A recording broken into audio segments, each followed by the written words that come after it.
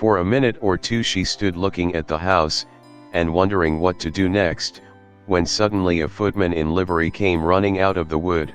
She considered him to be a footman because he was in livery, otherwise, judging by his face only, she would have called him a fish, and rapped loudly at the door with his knuckles. It was opened by another footman in livery, with a round face, and large eyes like a frog, and both footmen, Alice noticed, had powdered hair that curled all over their heads. She felt very curious to know what it was all about, and crept a little way out of the wood to listen. The fish footman began by producing from under his arm a great letter, nearly as large as himself, and this he handed over to the other, saying, in a solemn tone, "For the Duchess. An invitation from the Queen to play croquet." The frog footman repeated, in the same solemn tone, only changing the order of the words a little, "From the Queen. An invitation for the Duchess to play croquet." Then they both bowed low, and their curls got entangled together. Alice laughed so much at this, that she had to run back into the wood for fear of their hearing her, and, when she next peeped out, the fish footman was gone, and the other was sitting on the ground near the door, staring stupidly up into the sky. Alice went timidly up to the door, and knocked. "There's no sort of use in knocking," said the footman, "and that for two reasons. First, because I'm on the same side of the door as you are, secondly, because they're making such a noise inside, no one could possibly hear you." And certainly there was a most extraordinary noise going on within, a constant howling and sneezing, and every now and then a great crash, as if a dish or kettle had been broken to pieces. "Please, then," said Alice, "how am I to get in?" "There might be some sense in your knocking," the footman went on, without attending to her, "if we had the door between us. For instance, if you were inside, you might knock, and I could let you out, you know." He was looking up into the sky all the time he was speaking, and this Alice thought decidedly uncivil. "But perhaps he can't help it," she said to herself, "his eyes are so very nearly at the top of his head. But at any rate he might answer questions. How am I to get in?" she repeated, aloud. "I shall sit here," the footman remarked, "till tomorrow." At this moment the door of the house opened, and a large plate came skimming out, straight at the footman's head. It just grazed his nose, and broke to pieces against one of the trees behind him. "Or next day, maybe," the footman continued in the same tone, exactly as if nothing had happened. "How am I to get in?" asked Alice again, in a louder tone. "Are you to get in at all?" said the footman. "That's the first question, you know." It was, no doubt, only Alice did not like to be told so. "It's really dreadful," she muttered to herself, "the way all the creatures argue. It's enough to drive one crazy." The footman seemed to think this a good opportunity for repeating his remark, with variations. "I shall sit here," he said, "on and off, for days and days." "But what am I to do?" said Alice. "Anything you like," said the footman, and began whistling. "Oh, there's no use in talking to him," said Alice desperately, "he's perfectly idiotic." And she opened the door and went in. The door led right into a large kitchen, which was full of smoke from one end to the other. The Duchess was sitting on a three-legged stool in the middle, nursing a baby. The cook was leaning over the fire, stirring a large cauldron which seemed to be full of soup. "There's certainly too much pepper in that soup," Alice said to herself, as well as she could for sneezing. There was certainly too much of it in the air. Even the Duchess sneezed occasionally, and as for the baby, it was sneezing and howling alternately without a moment's pause. The only two creatures in the kitchen that did not sneeze were the cook, and a large cat, which was lying on the hearth and grinning from ear to ear. "Please would you tell me," said Alice, a little timidly, for she was not quite sure whether it was good manners for her to speak first, "why your cat grins like that?" "It's a Cheshire cat," said the Duchess, "and that's why." "Pig." She said the last word with such sudden violence that Alice quite jumped, but she saw in another moment that it was addressed to the baby, and not to her, so she took courage, and went on again, "I didn't know that Cheshire cats always grinned. In fact, I didn't know that cats could grin." "They all can," said the Duchess, "and most of 'em do."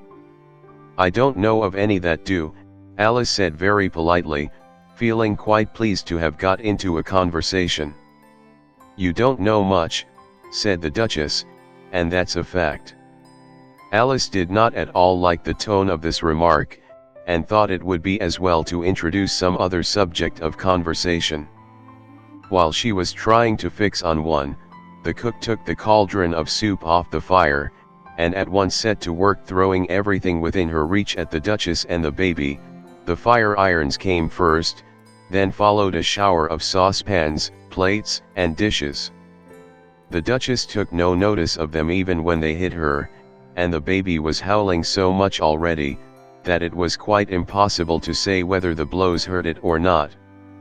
"Oh, please mind what you're doing," cried Alice, jumping up and down in an agony of terror. "Oh, there goes his precious nose," as an unusually large saucepan flew close by it, and very nearly carried it off. "If everybody minded their own business," the Duchess said, in a hoarse growl, "the world would go round a deal faster than it does." "Which would not be an advantage," said Alice, who felt very glad to get an opportunity of showing off a little of her knowledge. "Just think what work it would make with the day and night. You see, the earth takes 24 hours to turn round on its axis." "Talking of axes," said the Duchess, "chop off her head." Alice glanced rather anxiously at the cook, to see if she meant to take the hint, but the cook was busily stirring the soup, and seemed not to be listening, so she went on again, 24 hours, I think, or is it 12? "Oh, don't bother me," said the Duchess. "I never could abide figures." And with that she began nursing her child again, singing a sort of lullaby to it as she did so, and giving it a violent shake at the end of every line. "Speak roughly to your little boy, and beat him when he sneezes, he only does it to annoy, because he knows it teases." Chorus, in which the cook and the baby joined, "Wow, wow, wow." While the Duchess sang the second verse of the song, she kept tossing the baby violently up and down, and the poor little thing howled so, that Alice could hardly hear the words. "I speak severely to my boy, I beat him when he sneezes, for he can thoroughly enjoy the pepper when he pleases." Chorus, "Wow, wow, wow." "Here. You may nurse it a bit, if you like," the Duchess said to Alice, flinging the baby at her as she spoke. "I must go and get ready to play croquet with the Queen," and she hurried out of the room. The cook threw a frying pan after her as she went, but it just missed her. Alice caught the baby with some difficulty, as it was a queer-shaped little creature, and held out its arms and legs in all directions, just like a starfish, thought Alice. The poor little thing was snorting like a steam engine when she caught it, and kept doubling itself up and straightening itself out again, so that altogether, for the first minute or two, it was as much as she could do to hold it. As soon as she had made out the proper way of nursing it, which was to twist it up into a sort of knot, and then keep tight hold of its right ear and left foot, so as to prevent its undoing itself, she carried it out into the open air. "If I don't take this child away with me," thought Alice, "they're sure to kill it in a day or two. Wouldn't it be murder to leave it behind?" She said the last words out loud, and the little thing grunted in reply. It had left off sneezing by this time. "Don't grunt," said Alice, That's not at all a proper way of expressing yourself." The baby grunted again, and Alice looked very anxiously into its face to see what was the matter with it. There could be no doubt that it had a very turn-up nose, much more like a snout than a real nose. Also its eyes were getting extremely small for a baby. Altogether Alice did not like the look of the thing at all.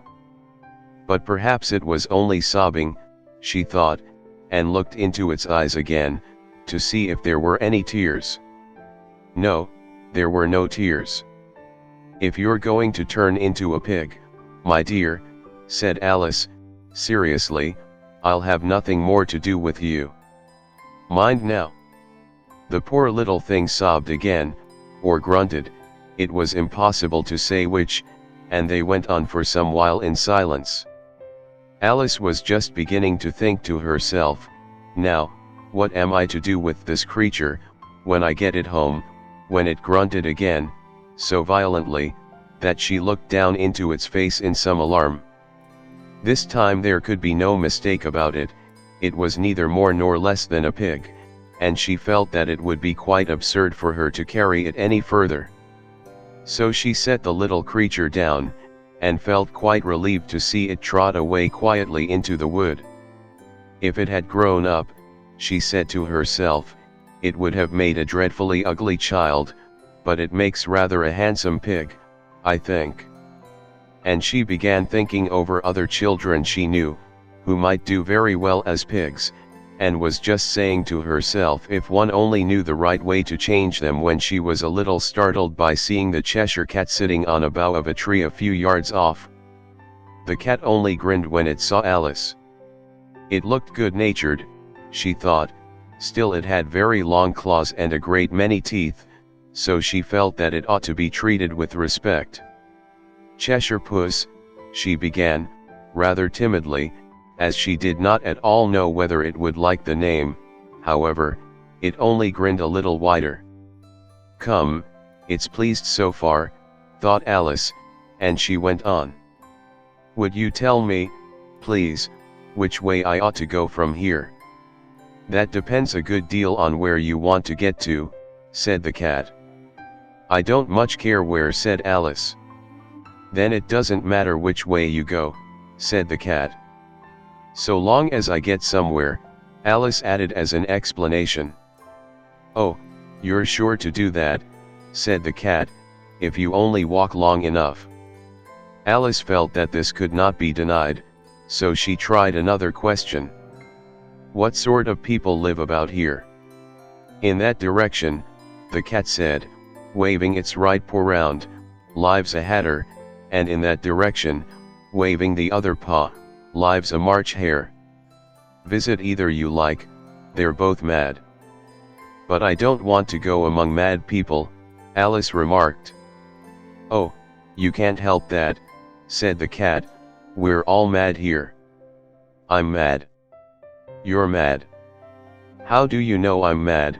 said Alice. "You must be," said the cat, "or you wouldn't have come here." Alice didn't think that proved it at all.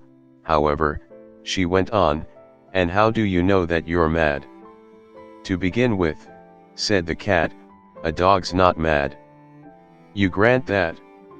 "I suppose so," said Alice.